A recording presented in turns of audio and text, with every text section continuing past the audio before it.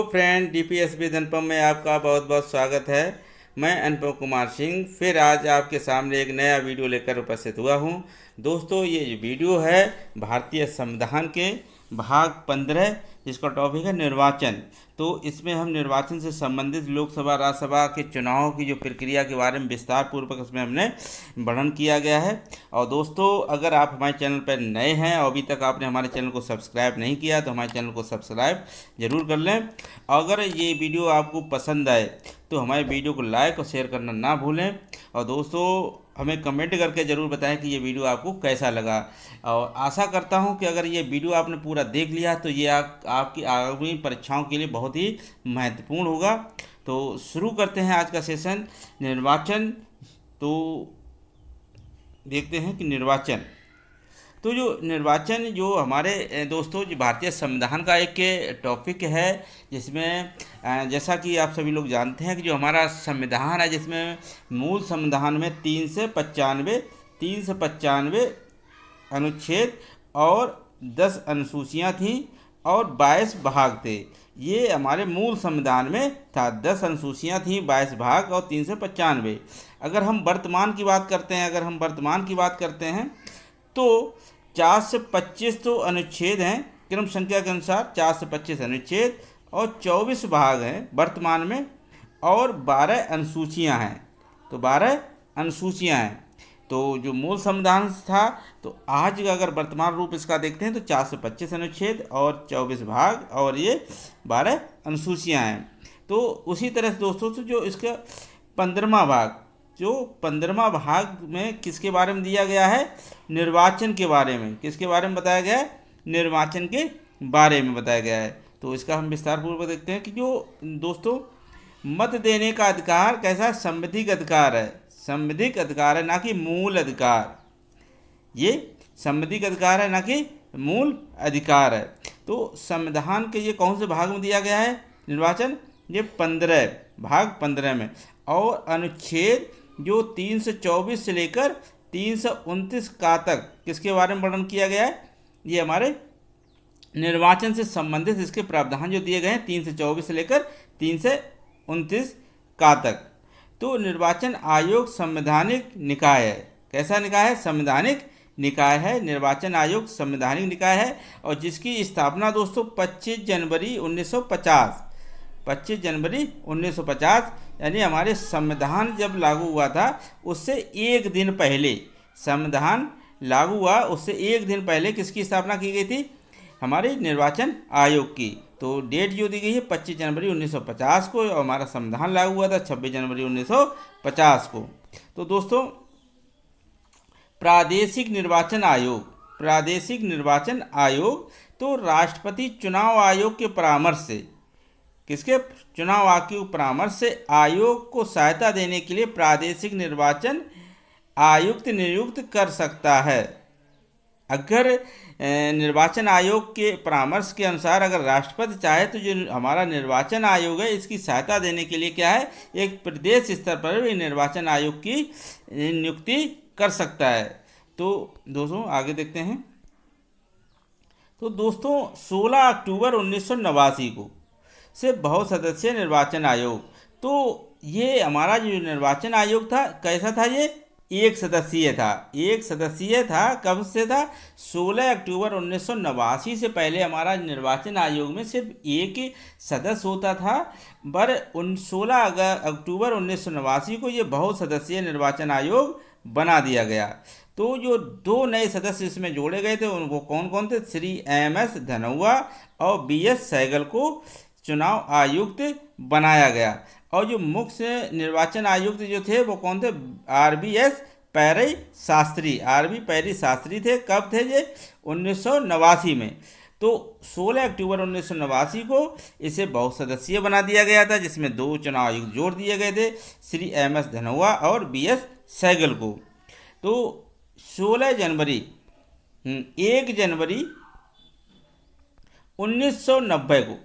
जनवरी 1990 को निर्वाचन आयोग पुनः एक सदस्यीय बना दिया गया।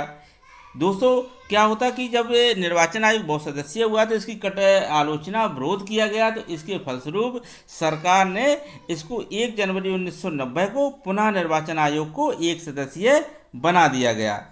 तो जिसमें कि 324 में कहा गया, अनुच्छेद 324 में कहा गया, BS धनोआ बनाम भारत संघ में। तो जब इनको एक सदस्य बनाया गया तो दोस्तों ये क्या है, BS धनोआ क्या थे, ये उच्चतम न्यायालय चले गए, इन्होंने रिट दायर की और जिसपे जो उच्चतम न्यायालय ने अपना आदेश दिया, कहा गया कि राष्ट्रपति को अन्य आयुक्तों की नियुक्ति का अधिकार है। तो उच्चतम न्यायालय का जो आदेश आया कि अगर राष्ट्रपति चाहे तो अन्य आयुक्तों की नियुक्ति का अधिकार राष्ट्रपति के पास है। तो दोस्तों फिर आगे क्या होता है, अक्टूबर 1993 को 1 अक्टूबर कब होता है, 1 अक्टूबर को अक्टूबर 1993 को निर्वाचन पुनः बहुसदस्यीय बना दिया गया। देखिए दोस्तों फिर क्या होता है, 1 अक्टूबर 1993 को क्या है, ये हमारा निर्वाचन पुनः सदस्यीय बना दिया गया, जिसमें कौन कौन से लोग जो आयुक्त बनाए गए थे, MS गिल को चुनाव आयुक्त बनाया गया, GB कृष्णामूर्ति को चुनाव आयुक्त बनाया गया और जो मुख्य निर्वाचन आयुक्त जो थे वो श्री TN शेषन थे। कौन थे, श्री TN शेषन। तो 1993 में 2 चुनाव आयुक्त को पुनः बनाया गया निर्वाचन आयुक्त, जो कि MS गिल और GB कृष्णामूर्ति थे। तो मुख्य निर्वाचन आयुक्त एवं अन्य आयुक्तों के अधिकार समान कर दिए गए। ये कहा गया कि जो मुख्य निर्वाचन आयुक्त और अन्य जो आयुक्त होंगे उनके कैसे अधिकार होंगे, वो अधिकार समान होंगे और कोई भी निर्णय बहुमत के आधार पर लिया जाएगा। क्यों मुख्य निर्वाचन आयुक्त का कोई अलग से अधिकार नहीं दिए गए, तीनों के क्या किया गया कि अधिकार समान कर दिया गया। तो इसको लेकर ये मुख्य निर्वाचन आयुक्त जो TN शेषन थे, ये इन्होंने उच्चतम न्यायालय में इसके लिए रिट भी दायर की थी। तो पदाविधि दोस्तों देखते हैं कि जो निर्वाचन आयुक्त होती है तो उनकी पदाविधि कितनी होती है। तो जो पदाविधि जो होती है, इनका कार्यकाल कितने तक क्या, तो 1972 से पूर्व क्या था, निर्वाचन आयुक्त 8 वर्ष तक बना रहता था अपने पद पर। कितना था, 8 वर्ष। और कब से था, 1972 से पूर्व जो हमारा चुनाव आयुक्त का जो कार्यकाल था वो 8 वर्ष था। पर 1972 से मुख्य निर्वाचन आयुक्त का जो कार्यकाल रखा गया 65 वर्ष और या 6 वर्ष, इसमें से जो भी पहले हो जाएगा उसी अनुसार ये इनकी पद मुक्त कर दिया जाता था। अब मान के चलते हैं अगर किसी ऐसे व्यक्ति को जिसकी मुख्य निर्वाचन आयुक्त बनाया गया और उसकी उस समय जो आयु है वो 63 वर्ष है और इसके बाद उसको मुख्य निर्वाचन आयुक्त बना दिया, तो ऐसा व्यक्ति मात्र 3 वर्ष, कितना, 3 वर्ष मतलब 2 वर्ष, ओनली 2 वर्ष ही मुख्य चुनाव आयुक्त रह सकता है। उसके बाद उसे पद मुक्त कर दिया जाएगा। और अगर उसकी जो आयु है अगर कम है तो उसकी जो आयु होगी 6 वर्ष तक वो अपना कार्यकाल चलाता रहेगा। वहीं अगर अन्य आयुक्तों का हम देखते हैं, अन्य जो आयुक्त इसको जो जोड़े गए तो वो उनकी 62 वर्ष या 6 वर्ष, जो भी इसमें से पहले हो जाएगी उसी के अनुसार उनको कार्यमुक्त कर दिया जाएगा। अब जो चुनाव आयुक्त उसको हटाया जाना कैसे होता है, अगर इनको हटाया कैसे सकता है, तो कदाचार तथा अक्षमता का आरोप सिद्ध हो जाए, कदाचार या अक्षमता का आरोप सिद्ध हो जाए तो दोनों सदनों के सदस्यों के बहुमत द्वारा और उपस्थित और मतदान करने वाले 2/3 बहुमत से, यानी जितने भी सदन में उपस्थित लोग हैं और मतदान जितने लोगों ने किया उनका 2/3 बहुमत सिद्ध हो जाए तो इनको अपने पद से हटाया जा सकता है। तो दोस्तों आगे देखते हैं, आगे तो संविधान संशोधन। तो न्यूनतम आयु जो थी, न्यूनतम आयु 21 से घटाकर, तो जो मतदान करने की आयु थी तो हमारे मूल संविधान में दोस्तों क्या 21 वर्ष को वैक्स माना गया था। तो इसको संशोधन द्वारा कब, 61वें संविधान संशोधन के द्वारा, और ये कब, 1989 में ही जब इसको बहुसदस्यीय बनाया जा रहा था उसी समय एक संविधान संशोधन और किया गया। 61वें संविधान संशोधन के द्वारा जो वैक्स की आयु रखी गई वो कितनी कर दी गई, 18 वर्ष कर दी गई। तो इस तरह से इसको 18 वर्ष कर दिया गया। अब दोस्तों आगे देखते हैं श्रीमती रामा देवी। श्रीमती रामा देवी महिला मुख्य निर्वाचन आयुक्त।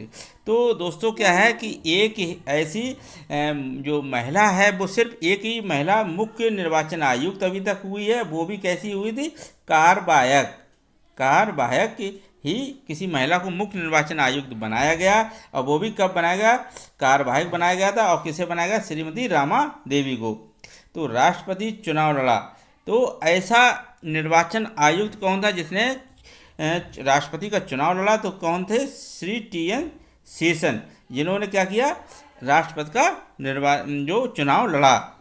तो एक ऐसे ही मुख्य निर्वाचन आयुक्त हुए श्री TN शेषन, जिन्होंने राष्ट्रपति पद के लिए भी चुनाव लड़ा। दोस्तों क्या होता है, जो निर्वाचन आयुक्त होता है तो नगर पालिकाओं तथा पंचायतों का चुनाव कौन कराता है, तो जो हमारा चुनाव आयोग होता है वो लोकसभा और विधानसभा के चुनाव का आयोजन कराता है। पर जो नगर पालिकाओं तथा पंचायतों को चुनाव कौन कराता है, तो इसके लिए दोस्तों क्या होता है कि इसके लिए राज्य निर्वाचन आयोग की नियुक्ति की जाती है। और ये कैसा है आयोग है, संवैधानिक निकाय है। कैसा, राज्य निर्वाचन आयोग, जो कि संवैधानिक निकाय है। और ये नगर पालिकाओं और पंचायतों का चुनाव कौन कराता है, राज्य निर्वाचन आयोग। और जबकि मुख्य जो निर्वाचन आयोग है वो किसका चुनाव कराता है, वो लोकसभा और विधानसभा और राष्ट्रपति और उपराष्ट्रपति। दोस्तों नोट करने वाली है, जो हमारा चुनाव आयोग है तो वो किसका इलेक्शन कराता है, चुनाव कराता है, लोकसभा चुनाव कराता है और राज्यसभा चुनाव, इसके बाद विधानसभा भी चुनाव कराता है। इसके बाद राष्ट्रपति और उपराष्ट्रपति के होने वाले चुनाव का भी आयोजन कौन कराता है, चुनाव आयोग। वहीं अगर नगर पालिकाओं और पंचायतों की अगर हम बात करते हैं तो इसके लिए कौन चुनाव कराता है, राज्य निर्वाचन आयोग, जो कि एक संवैधानिक निकाय है। तो जो राजनीतिक दलों को मान्यता कौन देता है, तो 1957 की धारा 19A के तहत जो राजनीतिक दलों को मान्यता किसके अनुसार मिलती है, 1957 की धारा 19A के तहत इनको मान्यता मिलती है। तो दोस्तों देखते हैं, तो जो एक दो तरह के दल होते हैं, तीन तरह के। एक तो राज्य स्तरीय दल, स्तरीय जो राष्ट्रीय दल होते हैं, एक होते हैं राष्ट्रीय दल, एक राज्य स्तरीय या राष्ट्रीय दल। तो अब देखते हैं कि इनको जो हमारा इनको राष्ट्रीय दल का दर्जा कब मिलता है और राज्य स्तरीय दल कब का मिलता है। तो दोस्तों क्या होता है, विधानसभा में वैध मतों का 6%, वैध मतों का 6%, या विधानसभा में कम से कम 2 सीटें, विधानसभा में 2 सीटें जीती हों, या वैध मत का कितना 6% मिला हो, या विधानसभा की कुल सीटों की कम से कम 3%, कितनी 3%, विधानसभा की कुल सीटों की कम से कम 3% या 3 सीटें मिली हों, 3 सीटें मिली हों। अब आगे देखते हैं, तो ये किसका दर्जा मिलेगा, राज्य स्तरीय दल का। किसके मिलेगा, राज्य स्तरीय दल का दर्जा मिलता है ऐसे दल को अगर जिसने विधानसभा में वैध मतों का 6% या विधानसभा में कम से कम 2 सीटें जीती हों, इनमें से कोई एक बात कंप्लीट करता हो, या तो 6% मत हासिल कर लिए हों, या उसने 2 सीटें जीत ली हों। और दूसरा, इसमें विधानसभा की कुल सीटों की कम से कम 3% सीटें जीती हों। इनमें से कोई एक अगर बात पूर्ण करता है तो उससे दल को राज्य स्तरीय दल की मान्यता दे दी जाती है। किसके द्वारा, चुनाव आयोग के द्वारा। वहीं राष्ट्रीय दल की मान्यता कैसे मिलती है, तो इसके लिए दोस्तों क्या होता है, लोकसभा या विधानसभा में 4 या अधिक राज्यों में कुल वैध मतों का 6%, देखिए लोकसभा या विधानसभा में 4 या अधिक राज्यों से, किसी एक राज्य में नहीं। देखो इंपॉर्टेंट बात क्या है, किसी एक राज्य में नहीं या 2-3 में नहीं, कम से कम लोकसभा या विधानसभा में कम से कम 4 राज्यों में, अधिक राज्यों में कुल वैध मतों का 6% मत प्राप्त किए हों। दूसरा क्या किया हो, या किसी राज्य या राज्यों से लोकसभा की कम से कम 4 सीटें जीती हों। उसने क्या किया हो, 4 सीटें जीती हों, कितने राज्यों से लोकसभा की 4 सीटें जीती हों। और या 6% उसने मत प्राप्त किए हों कम से कम 4 राज्यों से, या तो एक ये वाली कंडीशन को फॉलो करता हो, ये वाली 4 राज्यों से 6% उसने मत हासिल किए हों, या उसने किसी राज्य या राज्यों से लोकसभा की किसी एक राज्य से ही जीत ली हो, या कई राज्यों से मिलकर जीती हो। मान के चलो किसी एक ही राज्य में उसने क्या किया, 4 सीटें जीत ली हों, या 2 राज्यों से उसने 2-2 करके 4 सीटें जीत ली हों। तो इनमें से क्या है, एक कैटेगरी को पूर्ण करता हो। दूसरा क्या किया हो, लोकसभा में उसे कम से कम 2% सीटें अर्थात 543 में से 11 सीट जीतना आवश्यक है। अगर ऐसे दल ने कम से कम किसी लोकसभा चुनाव में 11 सीटें जीत ली हैं तो उसे क्या किया जाएगा, राष्ट्रीय दल का मान्यता दे दी जाएगी। तो दोस्तों इसमें बारीक सा अंतर होता है, तो इसलिए थोड़ा से सही से नोट कर लें कि लोग इनमें से, देखिए इनमें से या तो एक कैटेगरी पूर्ण कर ले तब भी उसको राष्ट्रीय दल कहा जाएगा, या ये वाली कर ले तब भी उसको, ये नहीं कि ये दोनों करता हो, किसी एक कैटेगरी को पूर्ण करने पर उसे राष्ट्रीय दल की मान्यता मिल जाएगी। अगर वो लोकसभा या विधानसभा में 4 या अधिक राज्यों से कुल वैध मत 6% प्राप्त करता हो, या किसी राज्य या राज्यों से लोकसभा की 4 सीटें जीती हों, ये हो, या लोकसभा में से उसे कम 2% सीटें अर्थात 543 में से 11 सीटें जीतना आवश्यक है। तो दोस्तों ये जो है कि वर्तमान में अगर हम राष्ट्रीय दल देखें कि राष्ट्रीय दल की मान्यता कितने दलों को मिली हुई है, तो वो 6 दलों को राष्ट्रीय मान्यता मिली हुई है। तो जो राज्य स्तरीय जो दल हैं वो कितने हैं, 55। ऐसे कितने दल हैं जिन्हें राष्ट्र स्तरीय दल की मान्यता मिली है, तो ये ऐसे दल कितने हैं हमारे दोस्तों, 55 हैं।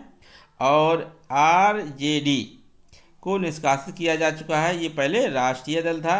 अब दोस्तों वर्तमान अगर हम देखते हैं तो कौन कौन से हमारे राष्ट्रीय दल हैं, तो भारतीय कांग्रेस पार्टी है, भारतीय जनता पार्टी है, और भारतीय समाजवादी पार्टी है, CPI-M बोलते हैं जिसे, राष्ट्रीय कांग्रेस पार्टी NCP को राष्ट्रीय दर्जा मिला, बहुजन समाज पार्टी को, और हमारी आम आदमी पार्टी को भी ये हमारा राष्ट्रीय दल है। ये हमारी कौन सी हैं, राष्ट्रीय दल पार्टियां हैं। तो आगे देखते हैं दोस्तों, निर्वाचन क्षेत्रों का परिसीमन। तो दोस्तों निर्वाचन क्षेत्रों को जो परमिशन होता है, तो परमिशन आयोग अधिनियम 1952 लागू किया गया। मुख्य निर्वाचन आयुक्त ही परिसीमन आयोग का अध्यक्ष होता है। तो जो हमारा मुख्य निर्वाचन आयुक्त होता है, यही क्या होता है, परिसीमन आयोग का अध्यक्ष होता है। और ये दोस्तों क्या होता है कि जब कभी लोकसभा या विधानसभा का जो चुनाव होता है उससे पहले ये क्या करता है, उनके क्षेत्रों की सीमाओं को निर्धारण करता है। तो जो परिसीमन आयोग होता है ये क्या करता है, जो हमारा चुनाव आयोग के जो होते हैं चुनाव क्षेत्र होते हैं उनकी सीमाओं का निर्धारण समय समय पर ये करता है। तो परिसीमन आयोग तो ये 1952 में आया था। वहीं यद्यप किसी और को भी नियुक्त किया जा सकता है, ऐसा जरूर नहीं कि मुख्य निर्वाचन आयुक्त ही परिसीमन आयोग का अध्यक्ष होगा, ये किसी और को भी नियुक्त किया जा सकता है। आयोग में 2 सदस्य उच्च न्यायालय अवकाश प्राप्त न्यायाधीश भी होंगे। अब इसमें 2 सदस्य क्या होंगे, उच्च न्यायालय के जो सेवानिवृत्ति होंगे, अवकाश प्राप्त होंगे, इनको भी उसमें न्यायाधीश जो होंगे उनको रखा जाएगा।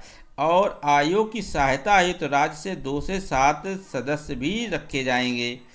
जो परिसीमन आयोग होगा उसमें एक तो मुख्य निर्वाचन आयुक्त हो सकता है या कोई अदर व्यक्ति हो सकता है दोस्तों, और 2 व्यक्ति क्या होंगे, उच्च न्यायालय के अवकाश प्राप्त न्यायाधीश होंगे। और आयोग की सहायता हेतु क्या होंगे, राज्य से 2 से 7 सदस्य भी रखे जाएंगे। किसमें, परिसीमन आयोग में। और जिसका काम क्या है दोस्तों, ये क्षेत्रों का सीमाओं का निर्धारण करना। तो जो अब तक जो परिसीमन आयोग बने हैं, तो कब 1952 में परिसीमन आया, 1961 में आया था, 1967 में आया और 2002 में परिसीमन आया। तो इनको नोट कर लेते हैं, कर लेना दोस्तों, ये नोट करने वाली है। तो 1952, 1961, 1967 और 2002 में। तो जो निर्वाचन की पद्धति है वो कैसी है, कैसा चुनाव होता है। तो जो निर्वाचन की पद्धति क्या है, वयस्क मताधिकार के अनुसार है। तो जो इसकी आयु 18 वर्ष है, तो तो उसको क्या माना गया है, हमारे संविधान में वयस्क माना गया। और ऐसे व्यक्ति को दोस्तों, चाहे वो पुरुष हो या महिला हो, जिसने अपनी आयु 18 वर्ष पूर्ण कर ली हो, तो ऐसे व्यक्ति को क्या है, वोट या मत देने का अधिकार दिया गया है। तो ये कोई जितने भी लोग हैं जो 18 वर्ष से पूर्ण कर रहा हो, तो ऐसे लोगों को क्या है दोस्तों, जो मत देने का अधिकार। तो इसमें कुछ लोग ऐसे हैं जो दिवालिया हैं और मानसिक असंतुला है, तो ऐसे लोगों को मत देने का अधिकार नहीं भी है। पर जो सही हैं और 18 वर्ष अपनी उम्र कंप्लीट कर चुके हैं, तो ऐसे लोगों को मत देने का अधिकार बनता है। तो ये जो अनुपातिक प्रतिनिधित्व की एकल संक्रमणीय मत प्रणाली के अनुसार इसमें जो हमारा चुनाव होता है, अर्ध न्यायिक कार्य, सांसदों की अयोग्यता अनुच्छेद 103 के तहत राष्ट्रपति निर्वाचन के परामर्श से अनुच्छेद 192 राज्य के विधान मंडल के सदस्य राज्यपाल द्वारा आयोग से परामर्श के अनुसार। तो क्या होता है दोस्तों, सांसदों की जो अयोग्यता के विषय में कौन, निर्वाचन आयोग, संसद जो अनुच्छेद 103 में दिया गया कि राष्ट्रपति क्या करेगा, निर्वाचन आयोग से परामर्श के अनुसार किस संसद को अयोग्य माना जाए, किसको अयोग्य माना जाए, तो ये निर्णय कौन करता है, राष्ट्रपति करता है। किसके परामर्श के अनुसार, निर्वाचन के अनुसार। और ये किस अनुच्छेद में दिया गया, 103। वहीं अनुच्छेद 152 में किसके बारे में बताया गया, ये राज्य विधानमंडल सदस्यों के बारे में बताया गया 192 में। और ये किसके द्वारा होगा, राज्यपाल के द्वारा। और किसके, आयोग, यानी आयोग के परामर्श के बाद।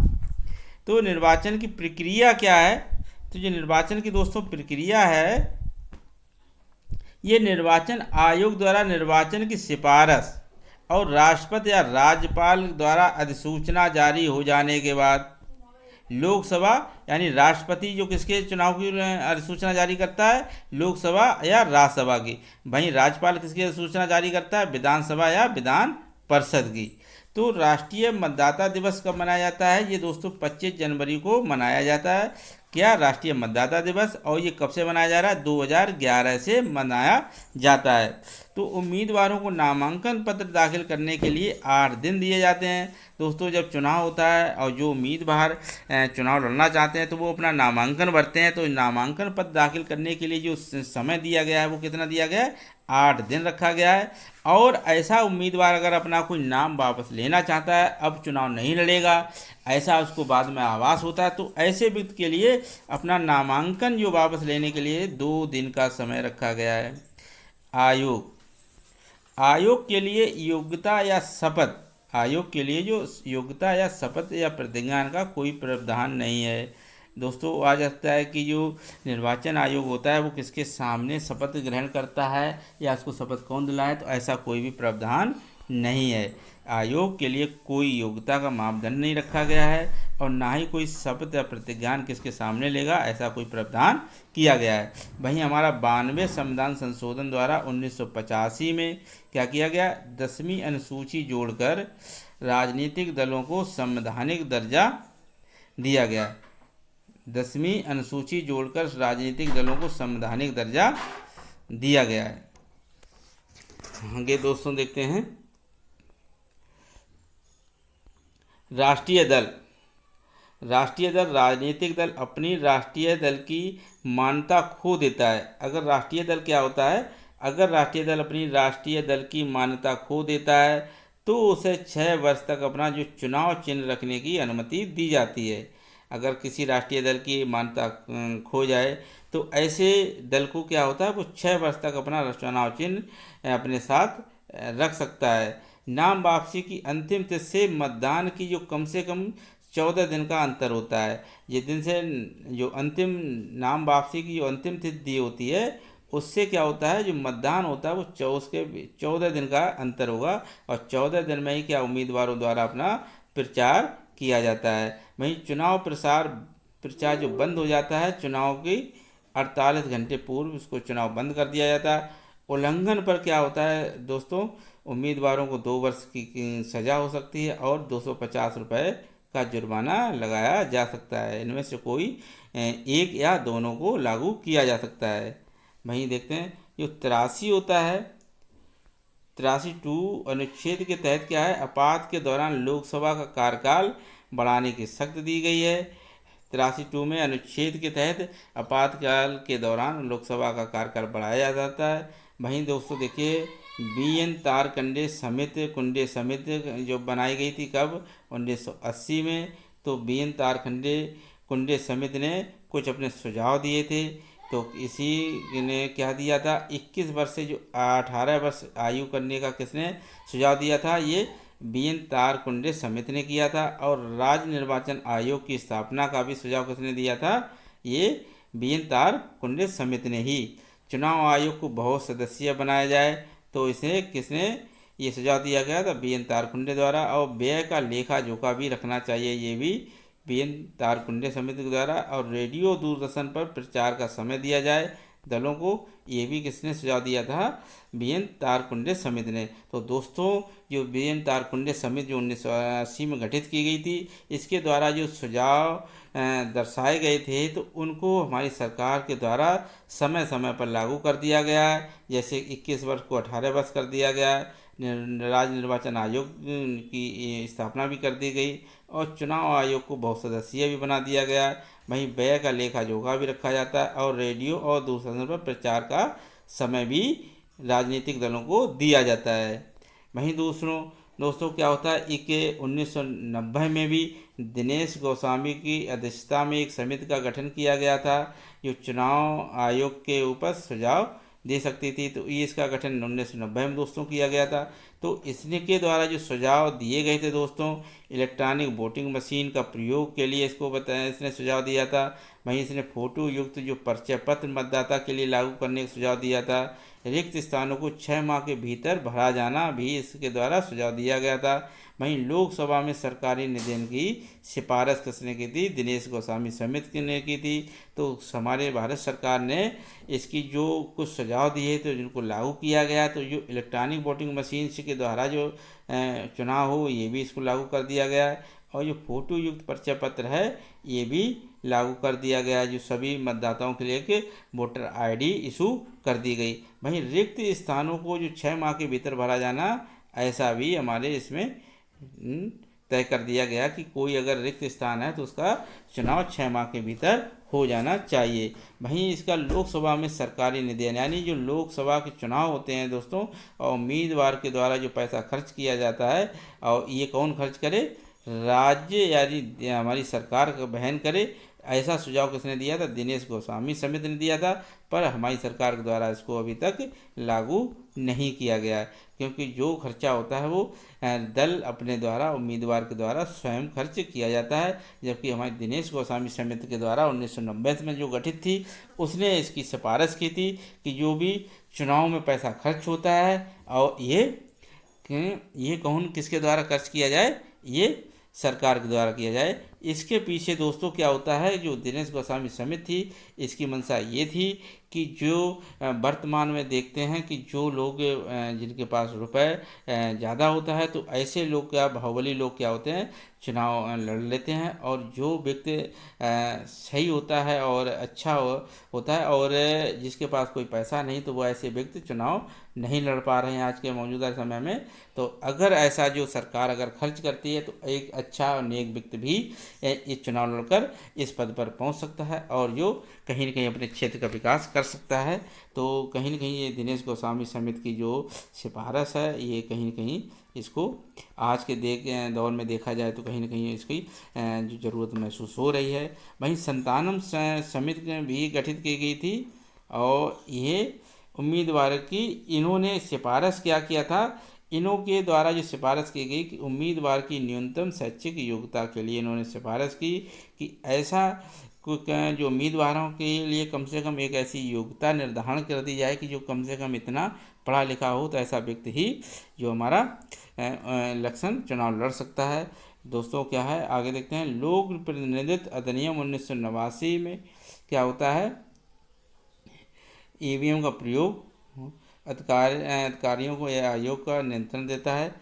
और लोक प्रतिनिधित्व 1992, प्रत्याशियों की अंतिम सूची के प्रकाशन से पूर्व किसी प्रत्याशी की मृत्यु होने पर क्या होता है दोस्तों, प्रत्याशियों की जो अंतिम सूची का प्रकाशन से पूर्व, जब कोई किसी राष्ट्रीय दल द्वारा अपने प्रत्याशियों की अंतिम सूची प्रकाशन से पूर्व किसी प्रत्याशी की मृत्यु होने पर राजनीतिक दल को 7 दिन का समय दिया जाता है और बढ़ा दिया जाता है कि अगर किसी राष्ट्रीय दल ने अपने सभी उम्मीदवारों की अंतिम सूची प्रकाशन अभी नहीं की और उससे पहले अगर किसी प्रत्याशी की ऐसी मृत्यु हो जाती है तो चुनाव आयोग क्या करता है, उस राजनीतिक दल को 7 दिन का समय और दे देता है। लोक प्रतिनिधित्व अधिनियम लोकसभा तथा विधानसभा के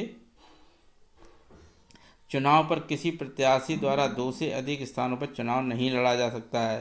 तो जो लोक प्रतिनिधित्व अधिनियम के अधिनियम में कहा गया है कि जो लोकसभा या विधानसभा के चुनाव पर किसी प्रत्याशी द्वारा 2 से अधिक स्थानों पर चुनाव नहीं लड़ सकता है। तो एक व्यक्ति जो एक उम्मीदवार है कितने जगह चुनाव लड़ सकता है, 2 जगहों से चुनाव लड़ सकता है, मगर 2 से ज़्यादा जगहों पर चुनाव नहीं लड़ सकता है। तो आगे दोस्तों देखते हैं। तो जो लोक प्रतिनिधित्व अधिनियम जो हमारा आया है वो 2009 में, और लोकसभा चुनाव जो होता है जिसके लिए समान उम्मीदवार के लिए जो जमानत राशि, नामांकन राशि या जमानत राशि हम कह सकते हैं, वो कितनी रखी गई, 25,000 रुपये। भाई SC और ST वर्ग के उम्मीदवार के लिए ये 11,000 रुपये रखी गई। वहीं अगर विधानसभा चुनाव की बात करते हैं तो सामान्य उम्मीदवार के लिए ये 11,000 रुपये है, और वहीं SC ST के लिए 5,000 रुपये रखी गई। नामांकन फीस ये रखी गई है, वो कितनी रखी गई है, 5,011 सामान्य ये विधानसभा में, और वहीं लोकसभा चुनाव के लिए 11 और 25,000 रुपये रखी गई। तो दोस्तों क्या होता है, ये इलेक्ट्रॉनिक वोटिंग मशीन, इसके बारे में हम थोड़ी बात कर लेते हैं। इलेक्ट्रॉनिक वोटिंग मशीन के बारे में बात करते हैं। तो जो इलेक्ट्रॉनिक वोटिंग मशीन है, इलेक्ट्रॉनिक कॉरपोरेशन ऑफ इंडिया द्वारा निर्मित की जाती है। तो इसमें जो दोस्तों क्या होता है, इसका जो शुरुआत कहाँ से की गई है, तो दोस्तों क्या है, जो 1982 में केरल विधानसभा का चुनाव होता है, और उसमें क्या होता है, 1982 में केरल विधानसभा की थ्रूर विधानसभा क्षेत्र सीट पर किसी पोलिंग स्टेशन पर क्या किया गया था, ये इलेक्ट्रॉनिक वोटिंग मशीन का सर्वप्रथम प्रयोग किया गया था। उसके बाद 1998 में क्या होता है, राजस्थान और दिल्ली और मध्य प्रदेश के विधानसभा चुनाव में भी इसका प्रयोग किया गया था सर्वप्रथम। और वहीं 1999 में क्या हुआ है दोस्तों, गोवा की जो विधानसभा का संपूर्ण चुनाव किसके द्वारा कराया गया था, इलेक्ट्रॉनिक वोटिंग मशीन के द्वारा। वहीं 2004 का हमारा 14वीं लोकसभा का जो संपूर्ण चुनाव किसके द्वारा किया गया, इलेक्ट्रॉनिक वोटिंग मशीन के द्वारा किया गया है। तो इलेक्ट्रॉनिक वोटिंग मशीन के बारे में कुछ मुख्य पॉइंट हैं, तो इस पे हम जान लेते हैं। तो जो इलेक्ट्रॉनिक वोटिंग मशीन का दोस्तों आविष्कार किसने किया था, इसका जो हमारा इलेक्ट्रॉनिक वोटिंग मशीन का जो आविष्कार किया किसने किया था, MB हनीफा। इसका आविष्कार किसने किया था, MB हनीफा के द्वारा किसका, इलेक्ट्रॉनिक वोटिंग मशीन का आविष्कार किया गया था। तो दोस्तों ये इलेक्ट्रॉनिक वोटिंग मशीन है हमारे सरकार के द्वारा नेपाल, भूटान, नामीबिया, फिजी और केन्या जैसे देशों को भी निर्यात किया जाता है। तो जो हमारी सरकार के द्वारा अदर देशों को भी इसका निर्यात किया जाता है। तो इलेक्ट्रॉनिक ये क्या है, भारत इलेक्ट्रॉनिक लिमिटेड बंगलौर और electronics corporation of India limited Hyderabad द्वारा किया जाता है। EVM का निर्माण है किसके द्वारा, भारत इलेक्ट्रॉनिक्स लिमिटेड बंगलौर और electronics corporation of India limited Hyderabad के द्वारा किया जाता है। तो दोस्तों ये जो हमारी वोटिंग मशीन है, तो इसमें क्या है दोस्तों, ये 10 उम्मीदवारों के लिए, कितने, 64 उम्मीदवारों के लिए इसमें अब आपने देखी होगी वोटिंग जो बैलेट मशीन होती है, तो उसमें क्या देखा होगा, कम से एक वोटिंग बिल्डिंग में कितने उम्मीदवारों का उसमें से नाम दर्ज किया जाता है, 16। अगर एक मशीन में सिर्फ 16 प्रत्याशियों का नाम आ सकता है। एक ही जगह पे कितनी मशीनों को कनेक्ट किया जा सकता है। अगर 16 से ज़्यादा अगर कहीं किसी क्षेत्र में एक ही सीट पे अगर कोई उम्मीदवार लड़ रहे हैं तो उसके लिए क्या होता है दोस्तों, एक दूसरी मशीन कनेक्ट कर दी जाती है जिसमें उसका नाम दिया गया होगा। तो इस तरह से कितनी मशीनों को जोड़ा जा सकता है, सिर्फ 4 मशीनों को जोड़ा जा सकता है। तो टोटल कितने एक एक स्थान पर ही कितने उम्मीदवार चुनाव लड़ सकते हैं, तो 64 अगर उम्मीदवार हैं तो ऐसी 4 मशीनों को जोड़ा जा सकता है। अब 4 मशीन से ज़्यादा उसको कनेक्ट नहीं किया जा सकता है। अगर 64 से ज़्यादा किसी एक क्षेत्र में अगर उम्मीदवार हो जाते हैं तो वहाँ इलेक्ट्रॉनिक वोटिंग मशीन से चुनाव नहीं हो पाएगा। तो एक में वोटिंग मशीन 16 में उम्मीदवारों का नाम आता है, तो दूसरी में 16 और 16 4 मशीन कनेक्ट की जा सकती हैं, 4 से ज़्यादा कनेक्ट नहीं की जा सकती हैं। और टोटल कितने उम्मीद हो सकते हैं, 64। और एक वोटिंग मशीन में टोटल क्या है, ईवीएम में अधिकतम 3840 वोट, कितने 3840 वोट डाले जा सकते हैं। एक वोटिंग मशीन में जो होती ईवीएम में अधिकतम कितने वोट दर्ज किए जा सकते हैं, 3840 वोट दर्ज किए जा सकते हैं। तो और दोस्तों आगे देखते हैं इसमें। राजनीतिक दलों को किसी उम्मीदवार का नामांकन एक मतदाता। तो अब देखते हैं, आगे देखते हैं इसमें दोस्तों क्या होता है। जो राजनीतिक दलों का जो के द्वारा किसी उम्मीदवार का नामांकन अगर होता है, कोई जब उम्मीदवार अपना नामांकन करता है तो उसका एक मतदाता के द्वारा, और कहीं निर्दलीय उम्मीदवार का नामांकन किसके कितने मतदाताओं द्वारा किया जाता है, 10 मतदाताओं के द्वारा। अगर कोई भी निर्दलीय उम्मीदवार है तो उसका नामांकन 10 मतदाताओं के द्वारा, और कोई किसी राष्ट्रीय दल का है या राज्य स्तरीय दल का है तो उसका जो नामांकन एक मतदाता के द्वारा किया जाता है। चौथा परिसीमन आयोग 12 जुलाई 2002 को बना था, और जिसने लोकसभा की 5 से 43 सीटों से 5 से लोकसभा की कुल कितनी सीटें हैं, 5 से 43, और जिसमें से अनुसूचित जाति की कितनी सीटें हैं, 85, वहीं अनुसूचित जनजाति की 48, और अनारक्षित सीटें कितनी हैं, 4 से 10 सीटें हैं।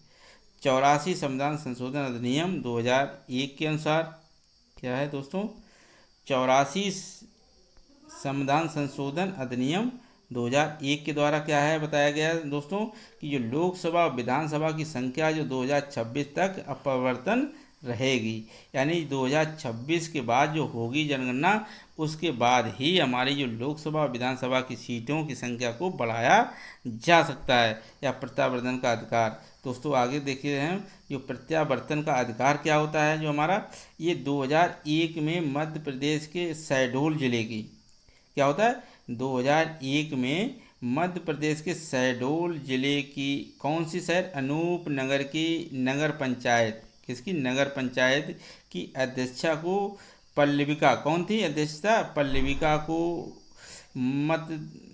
मतदाताओं ने हटा दिया। यानी ये हमारा प्रत्यावर्तन का अधिकार भी दिया गया है। अगर वहाँ किसी उम्मीदवार को अगर कोई वहाँ की मतदाता अगर चाहें तो उसको अपने मतों के द्वारा, अपना चुनाव के द्वारा उसको हटा भी सकते हैं। तो दोस्तों हम कुछ और आगे बात कर लेते हैं, कुछ इम्पोर्टेंट बात रह गई, जैसे कि आपने जब देखा होगा कि जो हमारा चुनाव के दौरान जो हमारी उंगली पे जो स्याही लगाई जाती है, तो ये जो अमिट स्याही होती है ये क्या होती है, इसके ये देश में केवल Mysore paints and varnish limited नामक कंपनी के द्वारा बनती है। जो हमारी स्याही होती है जो हमको चुनाव के दौरान लगाई जाती है हमारी उंगलियों पर, तो ये इसका निर्माण कौन करता है, तो Mysore paints and varnish limited नामक कंपनी के द्वारा लगाई जाती है, जो कि कर्नाटक सरकार के अधीन है। किसके अधीन है, कर्नाटक सरकार के अधीन है।